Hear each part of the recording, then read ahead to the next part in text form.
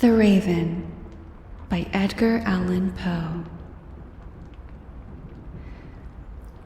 Once upon a midnight dreary, while I pondered weak and weary over many a quaint and curious volume of forgotten lore, while I nodded, nearly napping, suddenly there came a tapping, as of someone gently rapping at my chamber door.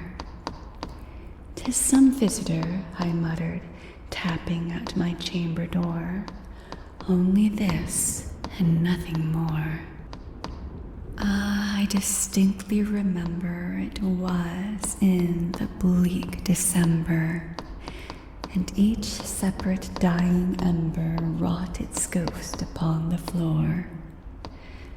Eagerly I wished the morrow, vainly I had sought to borrow from my book surcease of sorrow, sorrow for the lost Lenore, for the rare and radiant maiden whom the angels name Lenore, nameless here forevermore.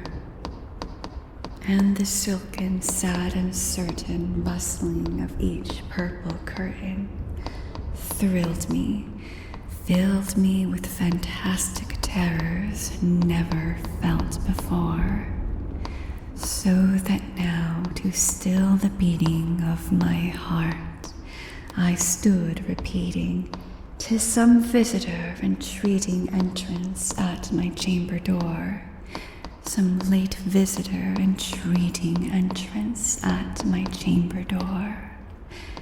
This is it, and nothing more." Presently my soul grew stronger, hesitating then no longer. "Sir," said I, "or madam, truly your forgiveness I implore. But the fact is I was napping, and so gently you came rapping, and so faintly you came tapping at my chamber door, that I scarce was sure I heard you. Here I opened wide the door. Darkness there, and nothing more. Deep into that darkness peering, long I stood here wondering, fearing, doubting, dreaming dreams no mortal ever dared to dream before. But the silence was unbroken, and the stillness gave no token, and the only word there spoken was the whispered word Lenore. This I whispered, and an echo murmured back the word Lenore. Merely this, and nothing more. Back into the chamber turning, all my soul within me burning. Soon again I heard a tapping, somewhat louder than before. "Surely," said I, "surely that is something at my window lattice. Let me see then what thereat is, and this mystery explore. Let my heart be still a moment, and this mystery explore. 'Tis the wind, and nothing more." Open here I flung the shutter, when, with many a flirt and flutter, in there stepped a stately raven of the saintly days of yore. Not the least obeisance made he, not a minute stopped or stayed he, but with mien of lord or lady, perched upon my chamber door, perched upon a bust of Pallas just above my chamber door, perched and sat, and nothing more. Then this ebony bird beguiling my sad fancy into smiling, by the grave and stern decorum of the countenance it wore, Though thy crest be shorn and shaven, thou, I said, art sure no craven, ghastly grim and ancient raven wandering from the nightly shore. Tell me what thy lordly name is on the night's Plutonian shore. Quoth the raven, nevermore. Much I marveled this ungainly fowl to hear discourse so plainly, though its answer little meaning, little relevancy bore, for we cannot help agreeing that no living human being ever yet was blessed with seeing bird above his chamber door, bird or beast upon the sculptured bust above his chamber door, with such a name as nevermore. But the raven, sitting lonely on the placid bust, spoke only that one word, as if his soul in that one word he did outpour. Nothing farther than he uttered, not a feather then he fluttered, till I scarcely more than muttered, other friends have flown before.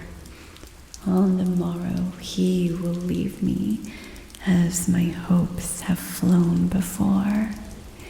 Then the bird said, nevermore.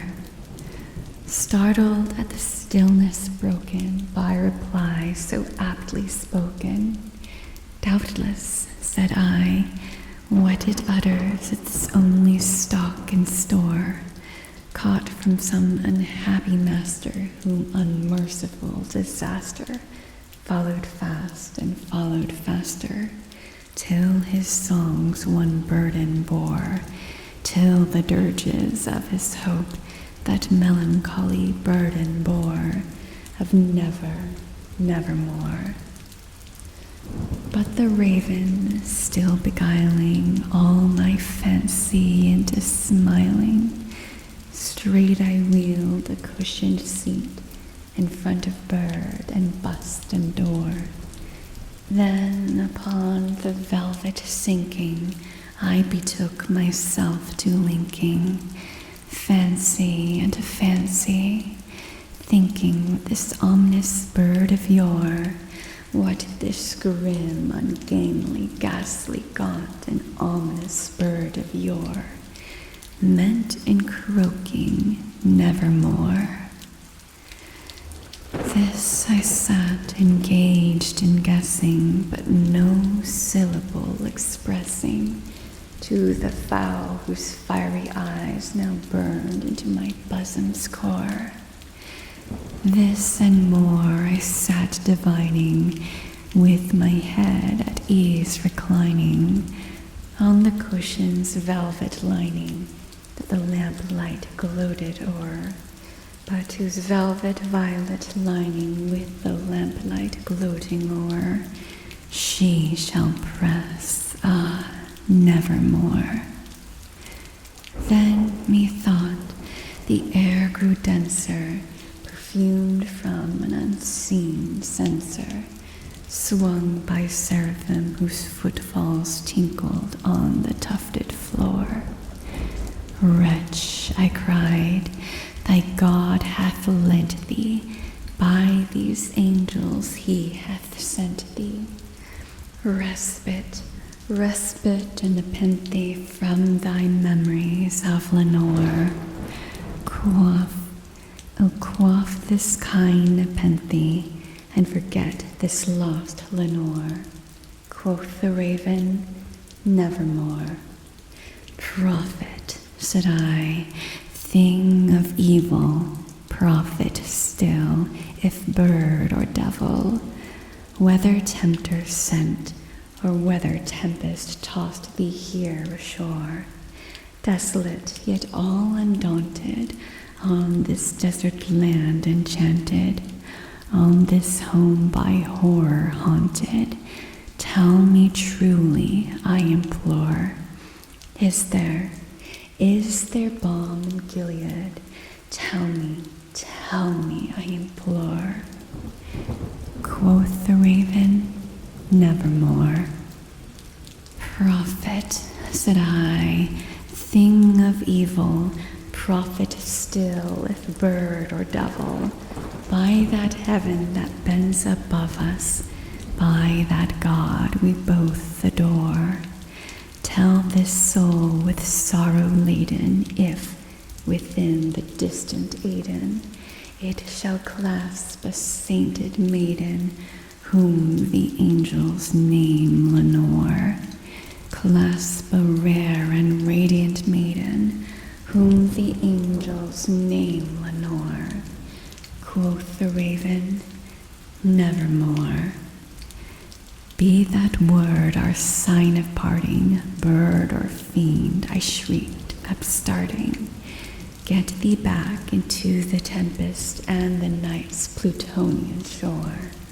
Leave no black plume as a token of that lie thy soul has spoken. Leave my loneliness unbroken, quit the bust above my door. Take thy beak from out my heart, and take thy form from off my door. Quoth the raven, nevermore.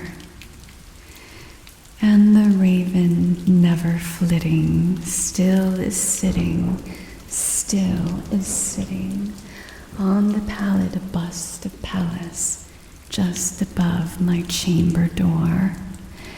And his eyes have all the seeming of a demon's that is dreaming, and the lamplight o'er him streaming throws his shadow on the floor.